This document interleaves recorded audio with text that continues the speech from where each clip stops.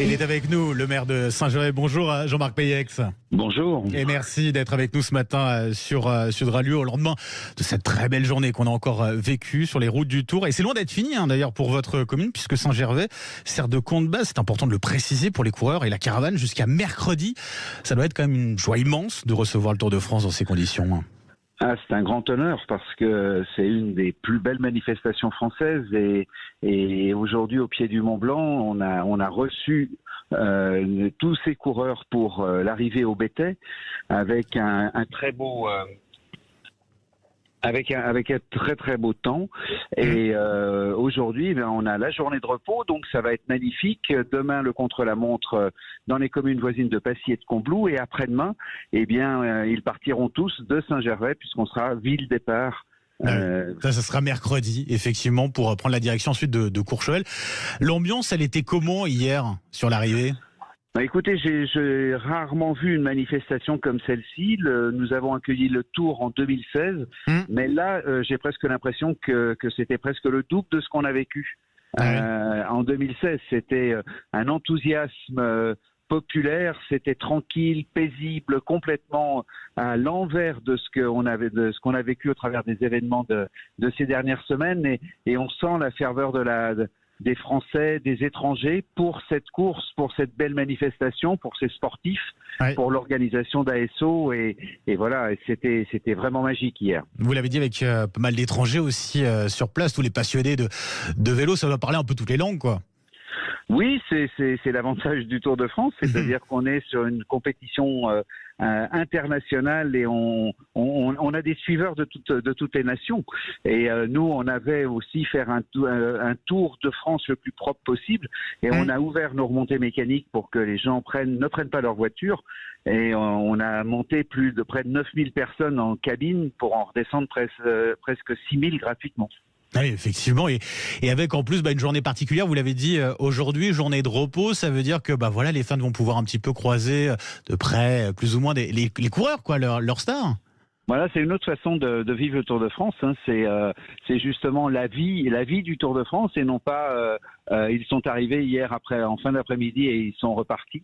Et donc ça va être magique avec plein d'animations, bien sûr, qu'on réserve aux habitants et puis à toutes celles et ceux qui sont venus, aux enfants en particulier. Par exemple, ça va du maquillage pour enfants à des balades en VTT, à plein de choses dans le centre-ville, dans le centre de Saint-Gervais et de son bourg du Fayet, toute la journée. Et puis on aura aussi un moment important puisque ça va être la conférence de presse qui va permettre de lancer le premier tour de l'avenir féminin, dont la dernière étape sera au mois de septembre à Saint-Gervais pour son départ. Et voilà, que de belles choses en tout cas. Saint-Gervais engagé pour le vélo, mais forcément avec l'école que vous avez, c'est un bonheur aussi, forcément pour ces. Alors pour ces coureurs, c'est peut-être un peu plus compliqué, ça fait mal aux jambes, en tout cas pour les spectateurs, ça fait plaisir quoi voir ça, et puis cette bagarre en plus au sommet, ces deux coureurs, je en parlais tout à l'heure, le mano à mano entre Vingegaard et puis Pogačar, c'est vrai qu'il y a tout pour non seulement pour avoir du suspense incroyable, et puis pour faire de ce Tour de France un Tour de France particulièrement intéressant à suivre. Ah oui, cette année c'est vraiment très particulier, et voilà, qui va gagner. Les paris sont ouverts, mais c'est vraiment, on voit deux très grands sportifs se confronter, et puis bien d'autres bien évidemment. Oui, c'est vraiment un Tour de France un peu exceptionnel. Eh bien, on l'a fait aussi à Saint-Gervais parce que c'est la première fois que le Tour de France s'arrête pendant 4 jours dans un site, et on est très fiers que Christian Prudhomme nous avait fait ce témoignage d'amitié et nous a fait confiance pour l'organiser. Un site naturel, paysage magnifique, vous avez dit, au pied du Mont Blanc. Paysage à préserver également, c'est ça aussi l'objectif, de mettre en valeur justement votre commune et puis ce Mont Blanc, dire qu'il y a une nature à protéger, quoi. Si vous voulez, tout l'espace naturel est à protéger. C'est-à-dire protéger, ça ne veut pas dire interdire, ça veut dire prendre la mesure, réguler, ça veut dire faire attention.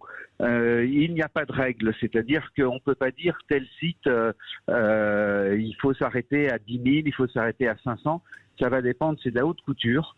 la protection de la nature, même la protection des espaces urbains, eh bien, dépend effectivement de la capacité de chaque site. Donc, on doit être vigilant. Le Tour de France, c'est une très belle manifestation et une manifestation urbaine. Donc, on n'est pas dans une utilisation de la nature, mais d'équipements urbains existants.